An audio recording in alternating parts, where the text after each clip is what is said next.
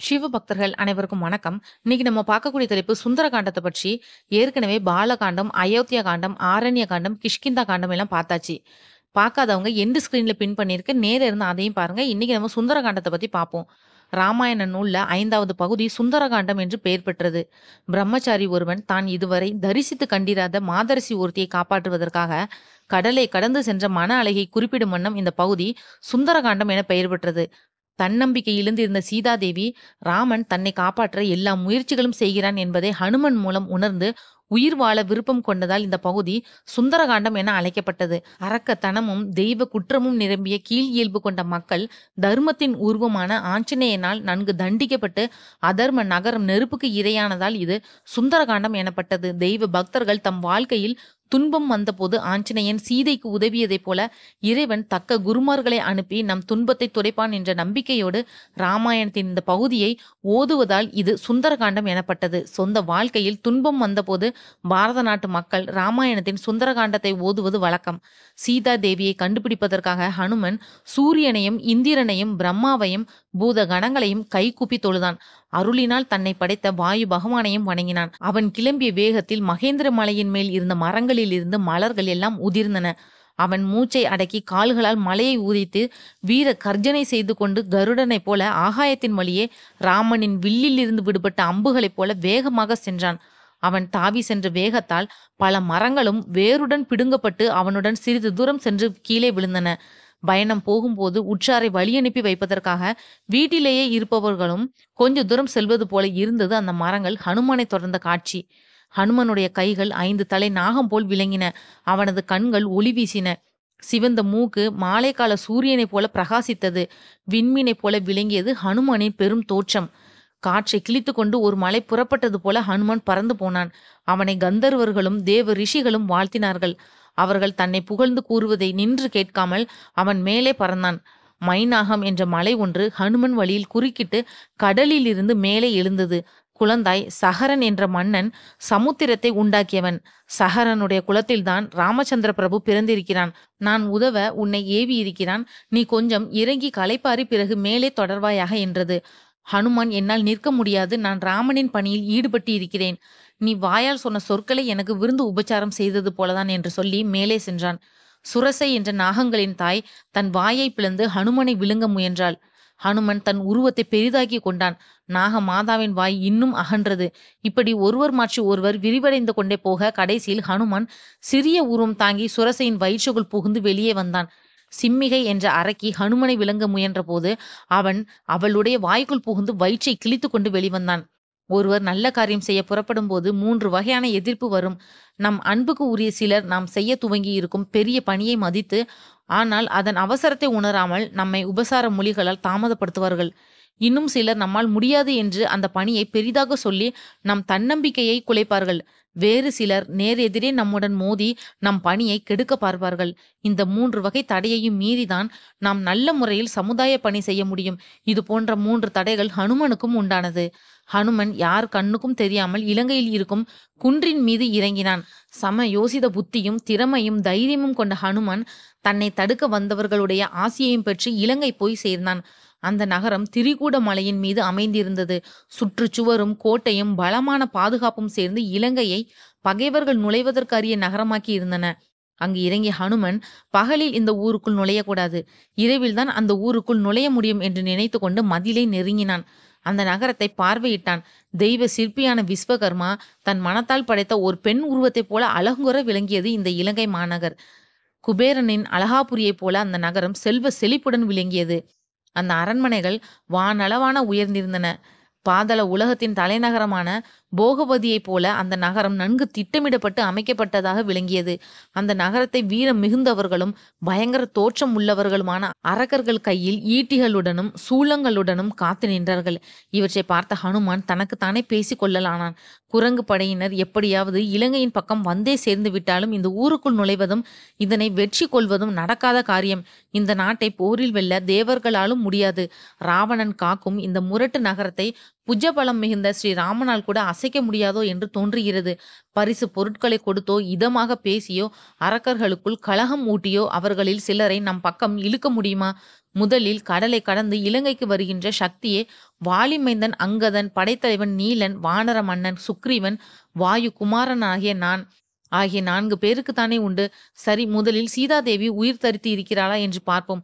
ஜனக நந்தினியை தரிசித்த பிறகு மற்றவற்றை பற்றி சிந்திக்கலாம். இலங்கை அரக்கர்களால் பாதுகாக்கப்படுகிறது. இந்த உருவத்தில் நான் நகரத்துக்குள் நுழையக்கூடாது என்று தீர யோசித்து ஒரு சிறிய பூனை அளவிலான குரங்காக தன்னை மாற்றிக்கொண்டான். ஸ்ரீராமனுக்கு தொண்டு புரிவதாக சொல்லிக்கொண்டு இலங்கைக்குள் நுழைந்து தவறு ஏதும் செய்து ஸ்ரீராமனின் காரியத்தை தான் கெடுத்துவிடக்கூடாது என்பதே தற்போது ஹனுமனின் கவலையாக இருந்தது. இரவு நேரம் வந்ததும் ஹனுமன் இலங்கைக்குள் நுழைந்தான். ராவண நகரில் அழகான உபவனங்களும் நீரோடைகளும் வசந்த காலத்து மேகம் போல வெளுத்திருந்த மாளிகைகளும் அழகுற விளங்கின. தேவர்களின் தலைநகரமாகிய அமராவதியைப் போல விளங்கிய அந்த நகரத்தின் மதில் சுவரை தாண்டி குதித்த ஹனுமன் அந்த நகரத்தின் பேரழகையும் செல்வ சிறப்பினையும் கண்டு ஆச்சரியத்தில் மூழ்கி போனான். அப்போது லங்காதேவி ஒரு உருவம் தாங்கி அந்த மந்தியின் முன் நின்றாள். தடுப்பதற்கு ஆள் இல்லாமல் தன் நகரத்திற்குள் நுழைந்த வானர வீரனை பார்த்து, நீ யார்? எதற்காக இங்கே வந்திருக்கிறார்? உண்மையை சொல், இல்லாவிட்டால் உன் உயிர் போகும். இந்த நகரம் ராவணனால் பாதுகாக்கப்படுவது. இலங்கைக்குள் நீ நுழைய முடியாது என்று கூறினாள். பதிலுக்கு வீர ஹனுமன் லங்காதேவியை நோக்கி, நீ யார்? உருக்குலைந்த கண்களும் அரக்க தோற்றமும் கொண்டு நகரின் வாயிலில் நிற்கும் நீ யார்? ஏன் என்னை பயமுறுத்துகிறாய் என்றான். லங்காதேவி கோபத்துடன், நான் இந்த நகரத்தின் காவல் தெய்வதை. என்னை ஒதுக்கி தள்ளிவிட்டு இந்த நகருக்குள் நீ நுழைய முடியாது. நான் உன்னை தூக்கி எறிந்தால் நீ கீழே விழுந்து மாண்டு போவாய் என்றாள். அந்த நகரை தான் பார்க்க வந்திருப்பதாக ஹனுமன் சொன்ன பதில் லங்காதேவிக்கு திருப்தி அளிக்கவில்லை. உடனேயே லங்காதேவி பயங்கரமாக கூவிக்கொண்டே தன் கையால் அந்த வானர வீரனை ஓங்கி ஒரு அறை கொடுத்தாள். பதிலுக்கு ஹனுமனும் பயங்கரமாக கர்ஜித்து கொண்டே மிகுந்த கோபத்துடன் இடது கைவிரல்களை மடக்கி தன் முட்டியால் லங்காதேவியை குத்தினான். அவள் அங்கம் எல்லாம் தளர்ந்து போய் தடால் என கீழே விழுந்தாள். அவளை வீர ஹனுமன் ஒரு பெண் என்ற கருணையுடன் நோக்கினான். கர்வம் இழந்த லங்காதேவி தடுமாறும் குரலில் பதில் சொன்னாள். உனக்கு நன்மை உண்டாகுக. வானர மணியே, வீரமுடையவர்கள்தான் வீரர்களை மதிப்பார்கள். உன் பலத்தால் இன்று என்னை நீ வென்றாய். உனக்கு ஒரு ரகசியத்தை சொல்கிறேன். பிரம்மா தன் பலத்தினால் ஒரு குரங்கு உன்னை கீழே வீழ்த்தும் போது அரக்கர்களுடைய இறுதி காலமும் அழிவும் நெருங்கிவிட்டது என்று புரிந்து கொள் என்றார். அன்பு மிகுந்தவனே, அவர் குறிப்பிட்ட அந்த நேரம் இப்போது வந்துவிட்ட போலும். கொடூர மனமுடைய ராவண மன்னனின் முடிவு காலம் நெருங்கிவிட்டது. ஆகவே இந்த நகருக்குள் ஊடுருவி சென்று நீ எதையெல்லாம் காண விரும்புகிறாயோ அதையெல்லாம் கண்டு செல். நீ செய்ய விரும்புவதையெல்லாம் செய்து முடி. வானர தலைவனே, நகரத்தின் மூலை முடுக்கெல்லாம் சுலபமாக சென்று நற்குண நங்கையாகிய ஜானகியை கவனத்துடன் தேடுவாயாக என்று சொல்லிவிட்டு போனது இலங்கையின் காவல் தேவதை.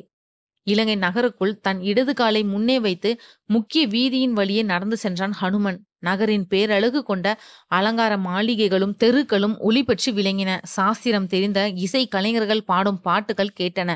எங்கும் அழகிய பெண்கள் நடமாடும் போது ஏற்படும் கால் சிலம்பு ஒலியும் மந்திரங்கள் ஜபிக்கும் ஒலியும் அரக்கர்கள் வேதம் ஓதும் நாதமும் ராவணனை துதிப்போர்கள் எழுப்பும் குரலும் ஒன்று கலந்து ஹனுமனின் காதில் விழுந்தன. யுத்த வீரர்களும் உற்றர்களும் வேத விரதம் பூண்டவர்களும் கோரமான வடிவங்கள் உடையவர்களும் அங்கு நடமாடினர்.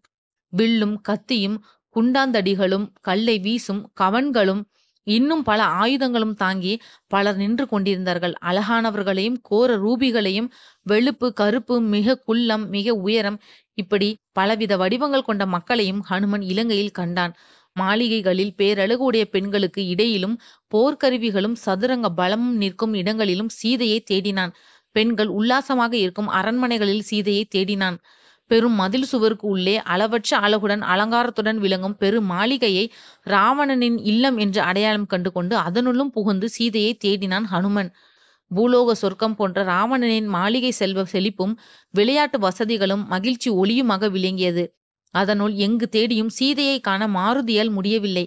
புஷ்பக விமானம் எனும் அழகிய ரதம் குபேரனிடமிருந்து வெல்லப்பட்டு ராவணனின் அரண்மனையில் இருந்தது. அங்கு தேடியும் சீதையை மட்டும் காண முடியவில்லை.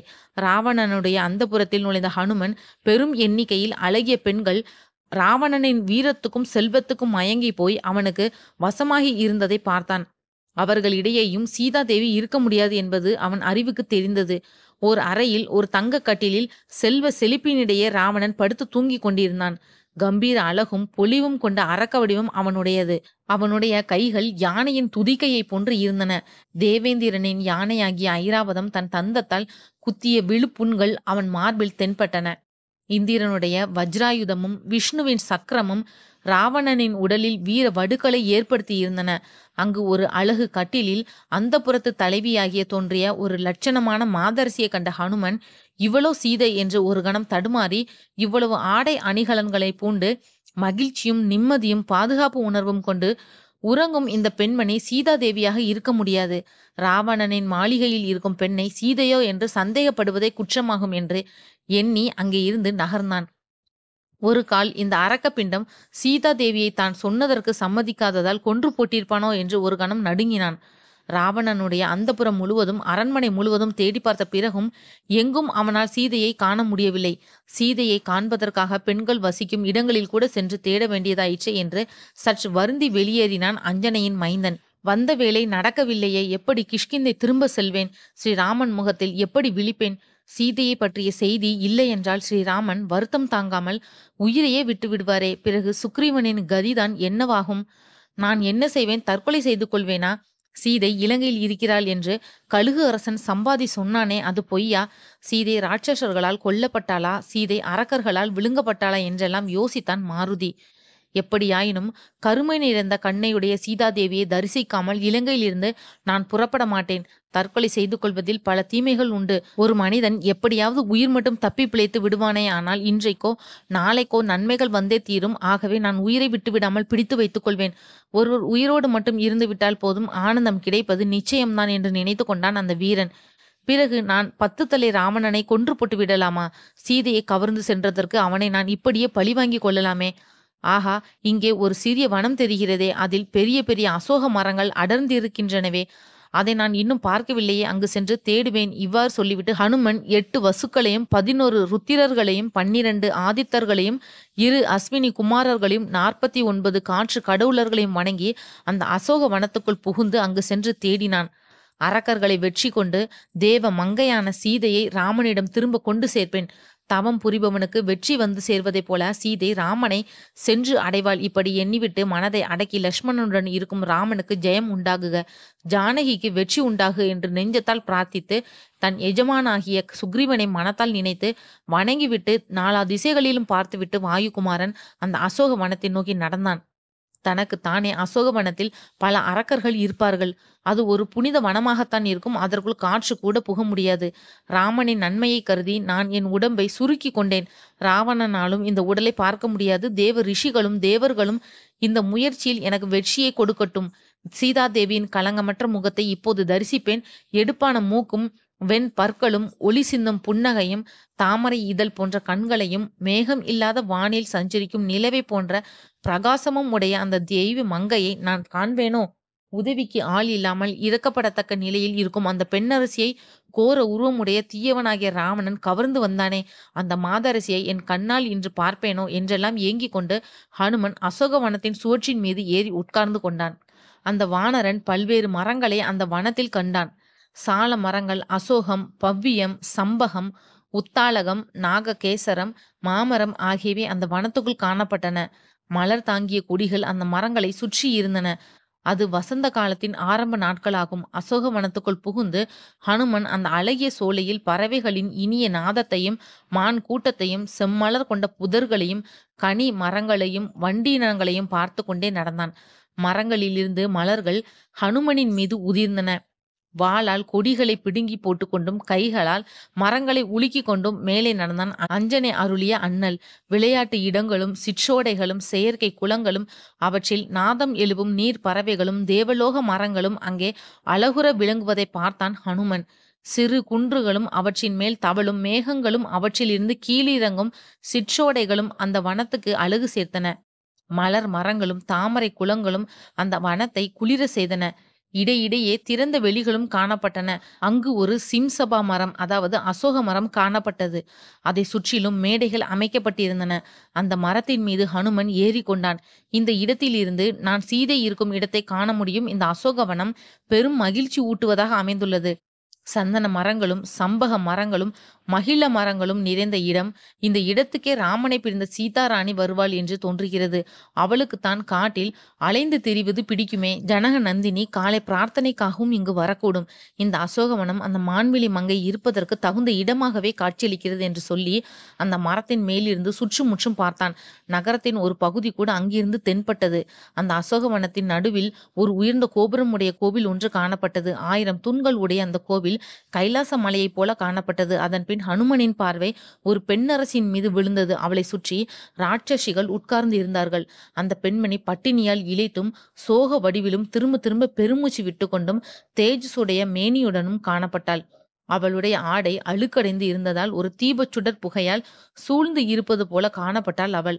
ஒற்றை மஞ்சள் துணியை அம்மாதரசி தன் மீது சுற்றி இருந்தாள். அவள் மீது தூசு படிந்து இருந்தது. சில ஆபரணங்களை மட்டும் அணிந்திருந்த அந்த நங்கை நல்லாள் அலங்காரால் எதுவுமின்றி உட்கார்ந்திருந்தாள். தாமரை மலர்கள் அற்ற மலர்குளம் ஒன்று குழம்பி இருப்பதைப் போல அவள் காணப்பட்டாள்.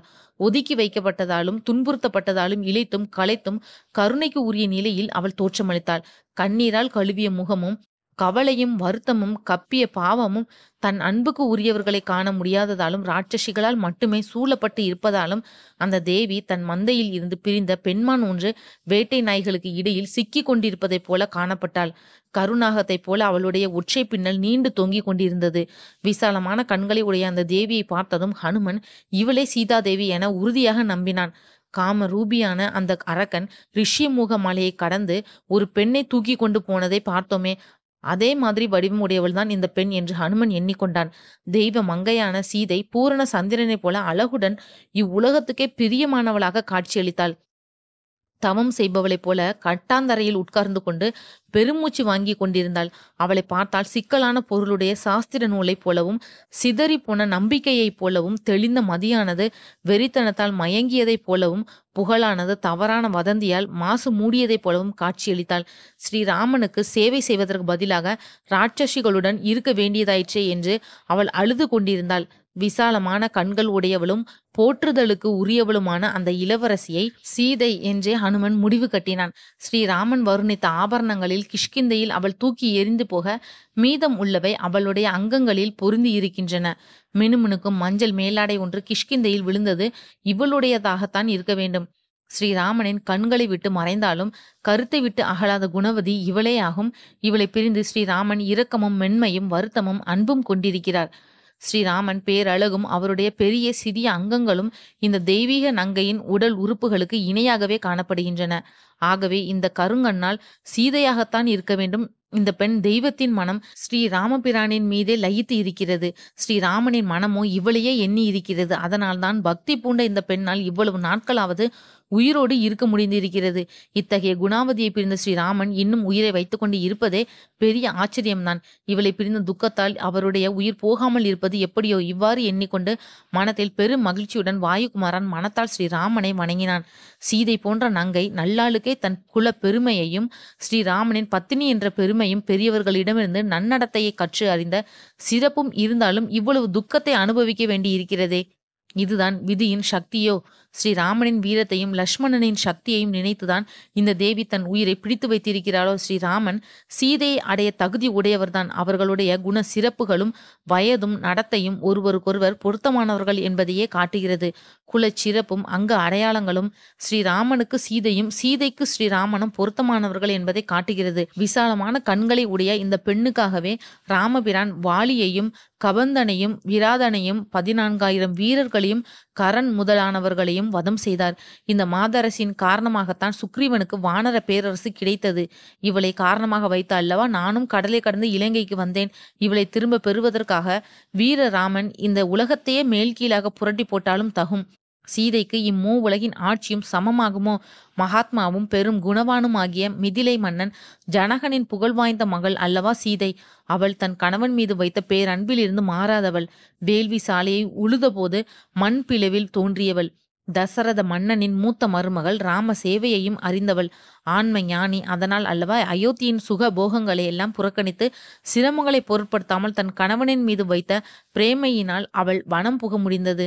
கிழங்குகளையும் கனிகளையும் உண்டு வனத்திலும் அரண்மனைகளிலும் இருப்பது போலவே மகிழ்ச்சியுடன் இருக்க முடிந்தது. கற்பில் சிறந்த இந்த மங்கை நல்லாளை காண ரகுகுல ராமனும் தாகம் கொண்டவரை போல தவிக்கிறார். அவரை காண்பதற்காகவே சுகங்களை இழந்து உறவினர்களை பிரிந்தாலும் இவள் உயிரை தாங்கி பிடித்து கொண்டிருக்கிறாள். இவள் கண்ணுக்கு ராட்சசிகளோ பல மரங்களோ தென்படுவதில்லை. ஸ்ரீராமன் மட்டுமே தெரிகிறார். கணவனை பிரிந்ததால் தான் இவள் களையிழந்து காணப்படுகிறாள். மகிழ்ச்சியுடன் இருக்க தகுந்தவளான இந்த தேவி துன்பப்படுவதை பார்த்து என் மனம் பெரும் வருத்தப்படுகிறதே. பூமியைப் போன்று பொறுமை உடையவளும் தாமரையைப் போன்று கண்களை உடையவளுமான சீதையை ஸ்ரீராமனும் லக்ஷ்மணனும் காப்பாற்றிக் கொண்டிருந்தது போக, இன்று இவள் மரத்தடியில் உட்கார்ந்திருக்க கோணல் ராட்சசிகள் இவளை காத்து நிற்கும்படி ஆனதே. இவ்வாறு பலவிதமாக எண்ணிக்கொண்டு ஹனுமன் நிலவு உச்சிக்கு வரும் வேளையில் ஸ்ரீராமனையும் லக்ஷ்மணனையும் மனதால் வணங்கி தான் வந்திருப்பதை எப்படி சீதைக்கு தெரிவிப்பது என்று யோசித்து கொண்டு அந்த மர கிளையில் அமர்ந்திருந்தான். சீதைக்கு சற்று தள்ளி உட்கார்ந்திருந்த அரக்கிகள் பார்ப்பதற்கே பயங்கரமாக இருந்தார்கள். ஒற்றை கண் உடையவளும் ஒரு காது உடையவளும் பெரிய காதினால் உடலை மறைத்தவளும் காதே இல்லாதவளும் அம்பு போன்ற காதை உடையவளும் நெற்றியினால் சுவாசிப்பவளும் பெரும் தலையாலும் கொக்கு போன்ற கழுத்து உடையவளும் தலையில் சிகையே இல்லாதவளுமான ரோமம் பெரிதாக வளர்ந்து உடலை மூடி இருப்பவளும் பெருவயிறு கொண்டவளும் குட்டையானவளும் நெட்டையானவளும் கூனியும் கோணல் முகத்துக்காரியும் இப்படி பல பல பயங்கர உருவங்களை கொண்டிருந்தார்கள் அந்த அரக்கிகள். சிலருக்கு கருப்பு தோல், சிலர் எதற்கெடுத்தாலும் சண்டை போடுபவர்கள், தொட்டதற்கெல்லாம் இரும்பு தடிகளாலும் கத்திகளாலும் பிறரை போட்டு அடிப்பவர்கள், சிலருக்கோ கரடித்தலை, புலித்தலை, எருமைத்தலை, இப்படி வேறு சிலருக்கோ யானை காலும் ஒட்டக காலும் ஒற்றை கால் ஒற்றை கை, இப்படி பலர். காது, மூக்கு, கண், வயிறு இவை வெவ்வேறு மிருகங்களைப் போல காட்சியளிப்பவர்களும் உண்டு. காய்ந்த மாமிசமும் இரத்தமும் அவர்கள் உடலில் அப்பி இருந்தன. இவர்களுக்கு இடையிலே போற்றுதற்கு உரியவளும் தெய்வ குணம் கொண்டவளுமாகிய சீதை வீற்றிருந்தாள். மீட்டப்படாத வீணையைப் போல அவள் காணப்பட்டாள். இரவு முடியும் தருவாயில் ஊரில் வேத கோஷம் கேட்டது. புஜபலமுடைய ராவணன் எழுந்து தன்னை அலங்கரித்து கொண்டு சீதையை நினைத்து அவள் மீது வைத்த ஆசையால் ஈர்க்கப்பட்டான். மது வகைகளை அருந்தி தன் வேகத்தை தணித்து கொள்ளவும் அவன் முயற்சித்தான். அதுவும் அவனால் முடியவில்லை. அவசர அவசரமாக ஆடை அணிகலன்களையெல்லாம் தன்மேல் வாரி போட்டுக்கொண்டு அவன் அசோக வனத்தை வந்தடைந்தான். புலஸ்தியனின் பேரனான ராவணனை சுற்றிலும் 100 பெண்கள் உடன் நடந்தனர். எல்லோரும் அணிந்திருந்த ஆபரணங்கள் எழுப்பிய ஒலியை கேட்டு ஹனுமன் நிமிர்ந்து பார்த்தான்.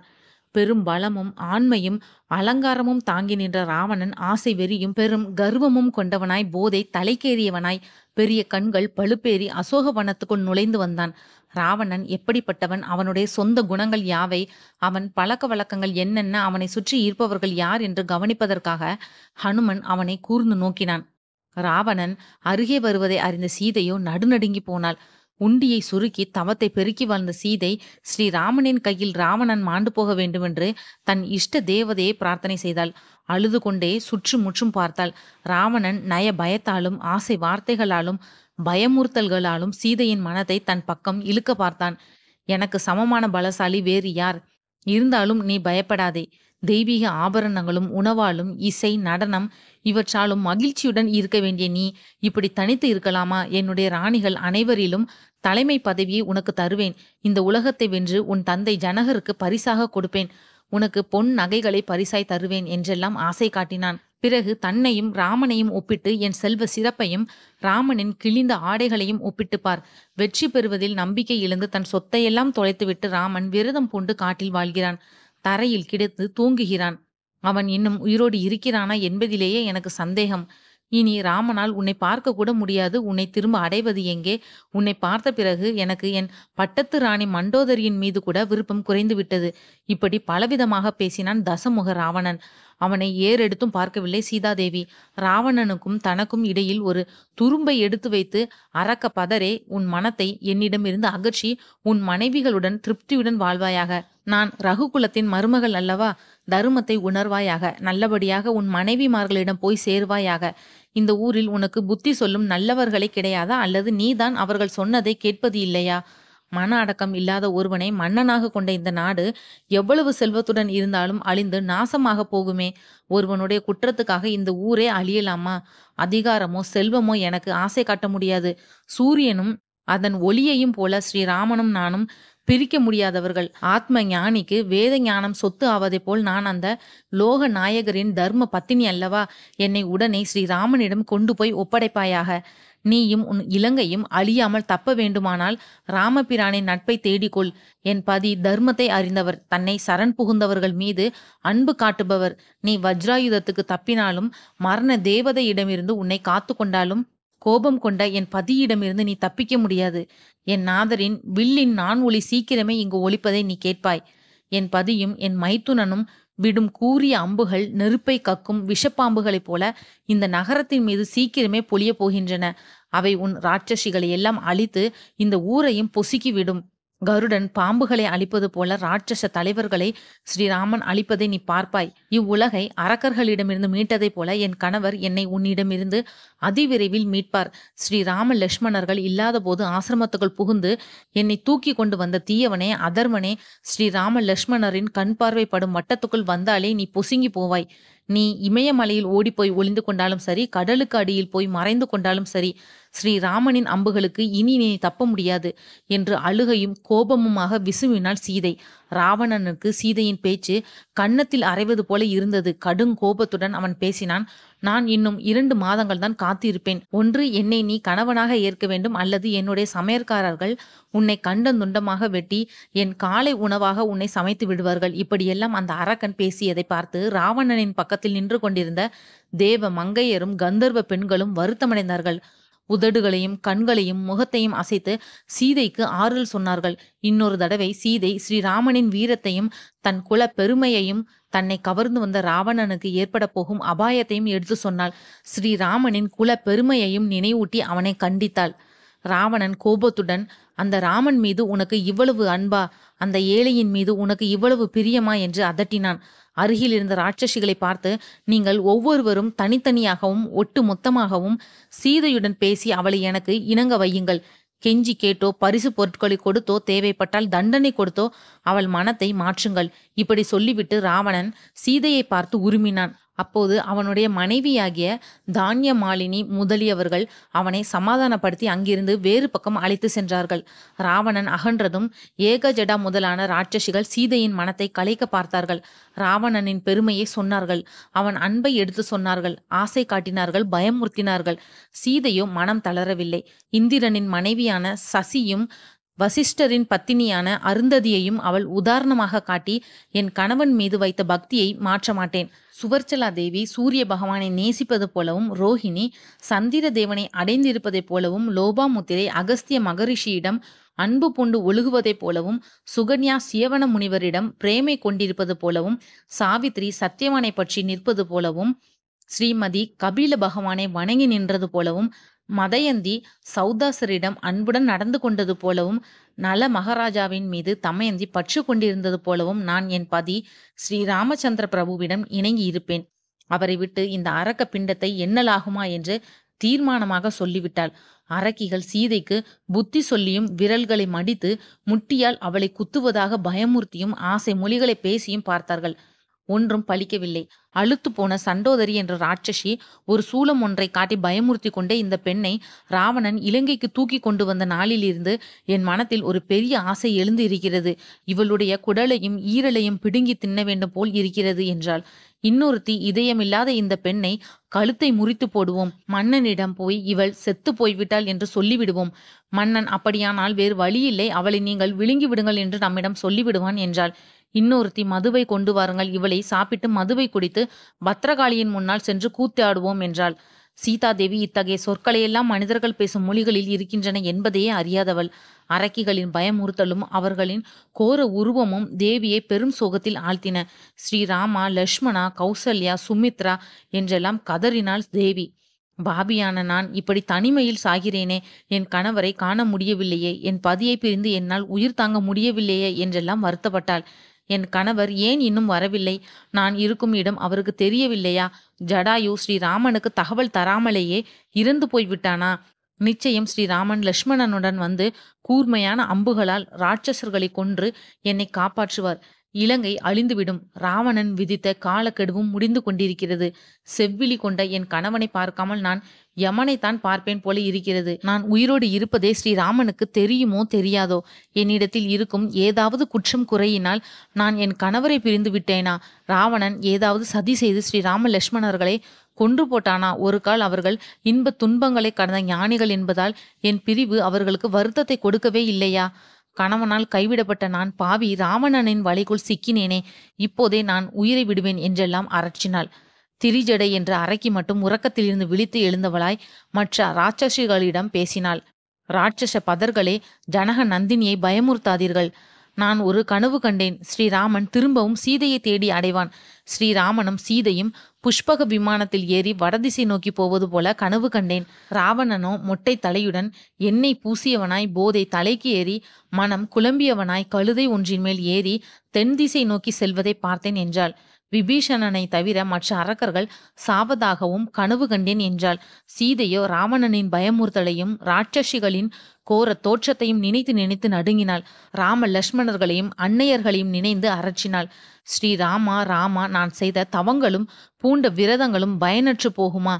நான் இப்போதே உயிரை விடுவேன். விஷம் குடித்தோ கூரான ஆயுதத்தால் குத்தி கொண்டோ செத்துப்போவேன். ஆனால் இங்கே எனக்கு யார் விஷம் கொடுப்பார்கள் என்று அழுதாள். பிறகு தன் தலை பின்னலை கட்டியிருந்த நூலை உருவி, இதனால் என் கழுத்தை இறுக்கி கொண்டு யமலோகம் போவேன் என்று நினைத்து கொண்டு அந்த சிம்சபா மரத்தின் கிளையை பிடித்து கொண்டு மரத்தருகில் நின்றாள்.